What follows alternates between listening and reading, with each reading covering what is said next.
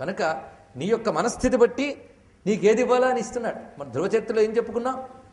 గత జన్మలో కోరిక కూడా గుర్తుపెట్టుకుని మృతి ఇచ్చేశాడు. వాడు మర్చిపోయి ఉండొచ్చు, కానీ వాడి లోపల అది వాసనగా అంత బలంగా ఉంది కనుక తను అద్భుతంగా తెచ్చాడు అక్కడ. అది చెప్తి ప్రాప్నోత్యారాధితే విష్ణు నిర్వాణమపి చోత్తమం.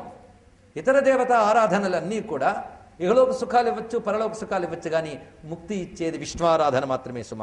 యజ్జదిచ్చతి యావచ్చ ఫలమారాధితేచ్యుతే తత్తదాప్నోతి రాజేంద్ర భూరి స్వల్పమథాపివ. నువ్వు కోరుకునే కోరిక స్వల్పం కావచ్చు, అధికం కావచ్చు, కానీ ఎలా నువ్వు ఆరాధించినా అది స్వల్పమైనా సరే అధికమైనా సరే విష్ణువారాధన ఎప్పుడు సఫలమే. ఇది గుర్తుపెట్టుకోండి. విష్ణు స్మరణ కానీ విష్ణువు యొక్క ఆరాధన కానీ ఎప్పుడు విఫలము పొందదు. అలాంటి ఫలశ్రుతిని ముందు చెప్పాడు. మూడు కూడా ఇవ్వగలిగేదయ్యా ఇది అని.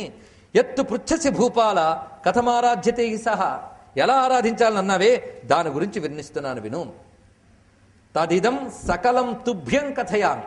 నువ్వు అడిగింది మొత్తం చెప్తా. కొంతమందికి అడిగినప్పుడు ఉత్సాహం ఉంటుంది, తర్వాత మొదలెట్టాక ఆవలింతలు వస్తాయి. అంటే అర్థం వాళ్ళకి ఆసక్తి లేదని. కానీ మైత్రేయుడు అదృష్టవశాత్తు అలాంటి వాడు కనుక పరాశరుడు భాగ్యంగా చెప్పాడండి. అంతే.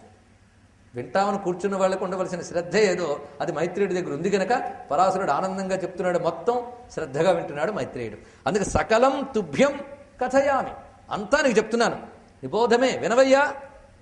మొట్టమొదటిగా విష్ణు ఆరాధనకు మొట్టమొదటి ఏంటంటే వర్ణాశ్రమాచారవత పురుషేణ పరప్పుమాన్. పురుషుడు అంటే ఇక్కడ జీవుడు వర్ణాశ్రమాచారాలలో వాడి వర్ణము వాడి ఆశ్రమం ఏది విధించిందో దానిని పాటించాలి. ఇది మొట్టమొదటిది. కనుక విష్ణురారాధ్యతే పంథ నాణ్యతోషకారక. వర్ణాశ్రమ విధుల్ని అతిక్రమించినదేది కూడా విష్ణువుని సంతోషింపజేయలేదు. ఏ వర్ణము వారు ఏ ఆశ్రమం వారు వారికి పరంపరాగతమైన ధర్మాన్ని అనుసరించాలి.